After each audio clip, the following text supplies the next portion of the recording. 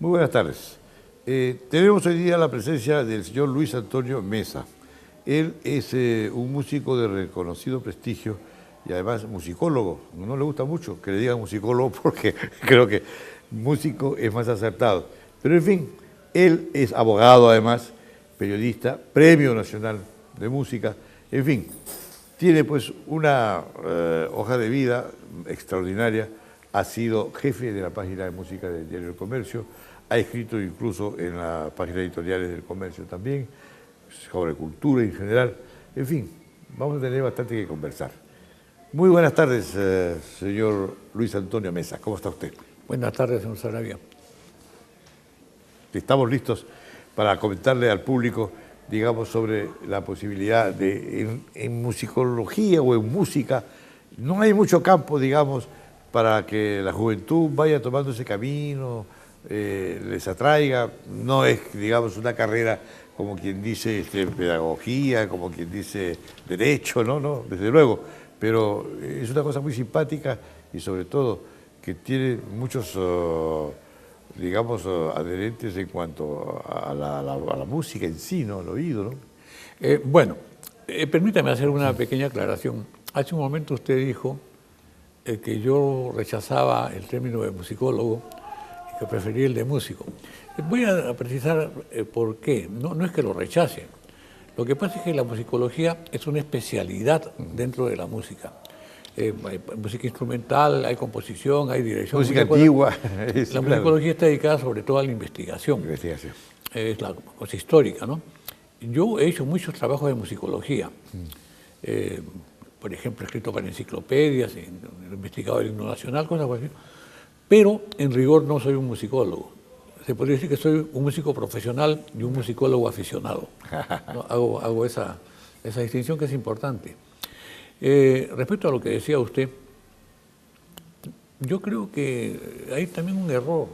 La música es una profesión como cualquier otra, en cuanto a sus exigencias de estudio, de trabajo. Es más, resulta bastante más exigente que muchas otras profesiones y mucho más sacrificada. Ahora, en nuestro medio, poco desarrollado, lógicamente es una actividad que compite con desventaja. Y habría que distinguir también entre lo que es la música académica y la música popular. Yo pertenezco más bien al rango académico. Académico, claro. Y no porque desdeñe lo popular de ninguna manera, me gusta mucho y he estudiado mucho la música criolla, por ejemplo, ¿no? Pero son ramas completamente diferentes, con perfiles, con intenciones, con exigencias muy distintas. Claro. La música clásica. Bueno, la música clásica, ese nombre se refiere generalmente a la música que es de tipo académico, de tipo erudito, pero también designa un periodo histórico de la música erudita, que es el periodo que empieza con el Stamitz en la escuela de Mannheim, que se prolonga hasta la época de Beethoven, más o menos de fines del siglo XVIII hasta mediados del siglo XIX. Y la música, llamamos culta, que es una palabra que no me gusta mucho, pero que se puede aplicar, incluye a la música clásica dentro de sus parámetros. Claro que sí. Aquí en Lima ya se está haciendo tradicional la fecha, la época en que se lleva a cabo la presentación de las óperas. Incluso Alba le dio un gran impulso a toda esta clase de música y lamentablemente ha renunciado, ya está cansado, ya quiere descansar un poco. Y otros han tomado la bandera, que son los de Romanza, ¿no? Y usted que ha sido director de la página musical del Comercio durante tantos años, ¿qué le parece este trabajo? ¿Qué le parece esta posibilidad de establecer ya una cosa clásica como la corrida de toros? Digamos, ¿no? Igual viene la temporada de las óperas. Vea, yo fui muy amigo, soy muy amigo de Luis Alba, pero fui su asesor musical. Ajá.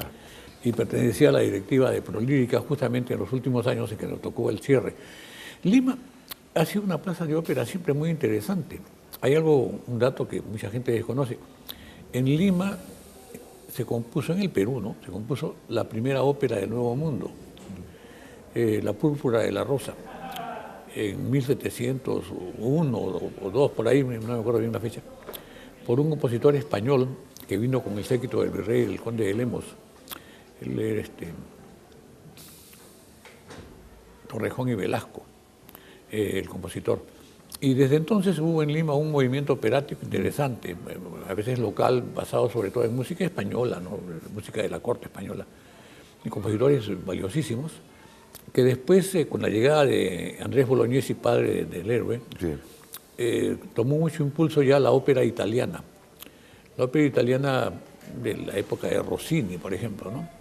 Y luego todo el siglo XIX vinieron muchas compañías de ópera italiana. A partir de 1836, por ahí, 35. Eso se mantuvo y se creó una gran afición.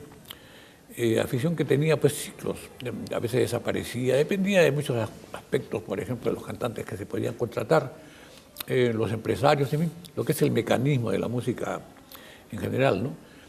Hubo otro resurgimiento, para decirlo en términos de la época, sí, a principios del siglo pasado, que se mantuvo también con la inauguración del Teatro Municipal, en fin, estas cosas, hasta más o menos el año 30, por ahí decayó nuevamente. Por el año 60, Luigi Alba, un poco pues, posterior quizá, uno de los más grandes cantantes que ha tenido el Perú, digamos que fue en la generación anterior lo que es ahora Juan Diego Flores, ¿no? Luigi Alba tuvo la iniciativa de formar una agrupación dedicada a fomentar la ópera acá. Él vivía en Italia y venía especialmente para estas temporadas. Esa fue la fundación Pro Arte Lírico, que después se transformó en Asociación Prolírica del Perú, que tuvo una actividad de unos 30 años continuos y que ha presentado pues alrededor de 150, 200 títulos, algunos estrenos, en fin, una actividad muy interesante, muy bonita, muy hermosa y muy bien llevada artísticamente bajo la conducción de Alba, que es una eminencia mundial, ¿no? Pero ya pasaron las cosas, pasó el tiempo, Alba es un hombre ya bastante mayor y para él era fatigoso armar una temporada desde Italia, que armar desde una temporada siempre es muy complicado, requiere enormes esfuerzos, mucho dinero. En fin, ya no se sentía tal vez con la fuerza, entusiasmo sí ha tenido siempre, ¿no? Tal vez con la fuerza de continuar. Y bueno, los tiempos también se hicieron difíciles y finalmente decidimos cerrar Prolírica para terminar con todos los honores, ¿no? Un broche de oro, se puede decir así. Después han aparecido otras agrupaciones, después y durante también, ¿no? Que han tratado de fomentar la ópera con mayor o menor suerte. Ahora tenemos a Romanza, que tiene mucha actividad y que parece que está en buenas manos. Uno de los promotores es Enrique Bernales. Y también existe Amigos de la Música, que colabora con Romanza. Amigos de la Música, me parece, y tengo cuidado con esto, me parece, porque no estoy afirmando cosas, ¿no? Está muy vinculado a Juan Diego Flores. Yeah. Y eso pues es una garantía y un timbre para cualquiera. Un soporte tremendo, extraordinario. Y Juan Diego está en estos momentos propiciando la creación de orquestas juveniles. Y con mucho entusiasmo, mucho trabajo. Sí. Bueno, ese es un auspicio un tanto simbólico, ¿no? Romántico. No, más que romántico, digamos, es una etiqueta que recoge el nombre de él como auspiciador, porque el trabajo hay que hacerlo aquí realmente, ¿no? Es una iniciativa que se ha tomado de Venezuela. De Venezuela, sí. De Abreu. Sí. En Venezuela existen, yo estuve ahí, conocí a Abreu, tuvimos alguna relación en una época. Hay ahora como 3.000 orquestas juveniles. ¿3.000? Sí, Caray. 3.000. Y ya ha producido músicos de muy buen nivel, inclusive un director que ya tiene cartel mundial. En el Perú pues está empezando en ese sentido. ¿Ha estado tocando en Los Ángeles? ¿Ha estado dirigiendo? Sí, si no me acuerdo el nombre en este momento, ya dirigió en Alemania. Dugamel. Dugamel. Claro. Es un hombre de unos 35 años ahora, que se formó allí. Y lo han contratado, imagínate, para dirigir la Orquesta Sinfónica de Los Ángeles, ya es un prestigio. Claro, ya es un profesional de muy alto nivel y con un cartel internacional, ¿no? Bueno, eso fue la iniciativa de Abreu, y que se acogió, y muchos países la han imitado. Tiene además el auspicio de la CAF. Es fundamental, ¿no? Lógico, claro. Sí, porque sin eso es imposible. No recuerdo cifras, pero en alguna ocasión dio $10 millones al año. ¿Al año? Sí, para propiciar garantizar giras, sus cosas así, presentaciones y todo. Porque mover una sinfónica debe ser una cosa de bemoles, porque la cantidad de gente, los instrumentos, todo eso, ¿no? Viáticos, Claro, hoteles. sí, sí, todo eso. Sí, es una cosa. La orquesta juvenil, la que hace giras, en donde he tenido yo a veces alumnos o alumnos de alumnos míos, ¿no? Nietos alumnos, se puede decir así, son como 120 músicos. Y como hay niños muy pequeños, creo que además tienen que bajar, bueno, no tan pequeños, no, pero Claro. preadolescentes, ¿no? A veces tienen que viajar con Mamá, con papá, chaperones. claro. ¿no? Sí, sí, es la cosa complicada. Dígame, Ginasterra es uno de los actuales músicos a gran nivel argentino, y Argentina nos lleva ya un bastante trecho bien largo, ¿no?, de adelanto. Bueno, el Teatro Colón es una maravilla, ¿no? Y el trabajo que hace ahí. Bueno, Ginastera fue, ¿no? Porque murió ya hace algunos años, uno de los músicos. Pero se sigue oyendo, se sigue programando, se sigue. Claro que sí. Bueno, en ese sentido simbólico tiene usted razón, ¿no? Él sigue siendo, ¿no? Sigue siendo. Que es la mejor manera de seguir siendo para un músico, ¿no? Lógico. Él es sin duda uno de los representantes más conspicuos de la música argentina y en general de la música latinoamericana del siglo pasado. Yo tuve algunos contactos con él, tengo cartas de él que me escribió y tengo el altísimo honor de que una de mis obras se editó en Buenos Aires con unas obras de él también, Ajá. por una pianista argentina, Susana Rilenir. Además, he tenido otro vínculo con él de manera indirecta, es que varios músicos peruanos participaron como estudiantes, avanzados desde luego, en el Instituto Torcuato Di Tella, que él dirigía. De ellos, dos músicos fueron muy amigos míos. Digo fueron porque falleció uno de ellos, Edgar Valcárcel, el otro sigue siendo César Bolaños. Maestro Valcárcel, compositor muy importante, muy distinguido del Perú, fue uno de los discípulos de Ginastera en el Torcuato Di Tella de Buenos Aires. Claro. Bien, y también aquí el género de la zarzuela ha sido por años, ha sido muy destacado, incluso a nivel de Sudamérica, digamos, más que en Buenos Aires, más que en Santiago de Chile. En Santiago de Chile casi no hay. No. ¿No es? En cambio, en Lima sí habían temporadas durante años. No es del todo cierto. Bueno, Buenos Aires tiene el Teatro Colón, entre otras cosas. Es una plaza de ópera pues de tipo mundial. De ópera, ¿no? Pero ahí no dan, por ejemplo, zarzuelas. No, pero hay otros teatros que dan zarzuela, o daban. Santiago de Chile, la capital chilena, es una ciudad muy culta también, y en ópera nos lleva una enorme ventaja. Nosotros también nos quedamos un poco con la parte, digamos, el género menor, que es la zarzuela, que en realidad la zarzuela es un tipo de opereta española, de opereta folclórica española, ¿no? Que aquí tuvo muchos... adeptos. Por muchos años, la segunda mitad del siglo XIX, todo el siglo XX ha habido temporadas de zarzuela. Vienen de España incluso. Sí, y de había Colombia hasta hace venían. unos años que prácticamente ya Romanza recoge un poco la zarzuela de vez en cuando, pero había temporadas allá por la década del 60 que traía Faustino García, Sí, eso. esposo Venía de Pepita- Colombia. Faustino García, Sí. él vivía en Colombia. esposo de Pepita Envil. Y Pepita Envil era madre la mamá. de Plácido. Plácido Domingo. Claro, Plácido Domingo. Plácido Domingo estuvo aquí en muchas ocasiones, inclusive cantó alguna vez con el coro de la AA, que dirigía la señora Ginta Navieski, cantó el oratorio Elías de Mendelssohn, pero él no cantaba zarzuela, por lo menos no aquí, él venía como hijo de la directora de la compañía. Y lo pusieron con el coro. Bueno, no tanto como la oposición, fue un invitado, fue solista. Ya Hay que tenía precisar, ¿no? cierto prestigio, cierta fama. No, era muchacho, pues claro. Estaba empezando. Empezando, lógico. Estaba empezando. Vivían en Belén, en la pensión Belén vivían. Sí, Sí, efectivamente. claro. Bueno, era una época en que Lima todavía conservaba un sabor bastante españolante. Qué lástima que esa Lima ha desaparecido, ¿no? Sí, una pena. Había un restaurante allí en la esquina del Teatro Segura, se llamaba El Patio. Sí, el patio. Que Ahí tenía- para todos, Ahí para- hasta los músicos. Cuando uno quería hacer un programa, iba ahí y ahí conseguía los músicos. y todo. Zarzueleros y toreros. Y ta- Era un restaurante de gran sabor sevillano. Tenía sus azulejos, un segundo nivel, parecidísimo a restaurantes como Los Corales de la calle Sierpes en Sevilla. En fin, una época todavía que Lima era más pequeña y más amable. Claro, mucho más. Dígame, y el teatro francés, no la zarzuela, sino que es un género menor, como dice usted, que compite con la zarzuela, que es la opereta, digamos, bueno, La Viuda Alegre es una cosa extraordinaria, ¿no? Es como Carmen o La Bohème en ópera, ¿no? Son fabulosas en música. Bueno, la opereta es en realidad una ópera de tratamiento ligero. El argumento suele ser pues frívolo, galante, y la música debe estar en consonancia con ese argumento. Pero existen operetas de un valor musical extraordinario.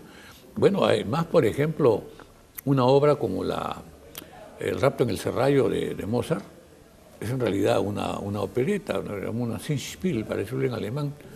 O sea, un teatro cantado, absolutamente ligero, y cuando se estrenó en Viena, no se estrenó en la ópera de Viena, sino en la Volksoper, o sea, en la ópera popular. El pueblo, pues claro, Fox es el pueblo, ¿no? Sí, Claro. exactamente. O sea que este tipo de este género de opereta, frente a la gran ópera dramática, tiene después sus epígonos en la zarzuela española, en la Singspiel alemana, ¿no? En teatro un poco se llega al musical norteamericano, ¿no? Hay una derivación. ¿Y cómo explica usted de que una de las más hermosas zarzuelas, ¿no? Carmen? El argumento de Carmen es español. Ah, eso sí. Pero Carmen claro. es ópera francesa. Claro. Pues, ¿no? Pero eso es absolutamente legítimo. Por ejemplo, la Perriccioli, personaje peruano por excelencia, ha sido tomado por Mérimée, un autor francés, ¿no? Ha sido tomado por Thornton Wilder, norteamericano. Por el virrey, que era de origen sí, bueno, francés, la carroza ¿no? del Santísimo Sacramento. Entonces es completamente legítimo que un argumento que tiene un cierto determinado color local sea tratado por un natural de otro país, de otra nación, ¿no? Y sale muy bien. Lo que sí es terrible... Perdóneme, volviendo a lo de Carmen, que es una ópera francesa, pero tiene temática argumental y temática musical española.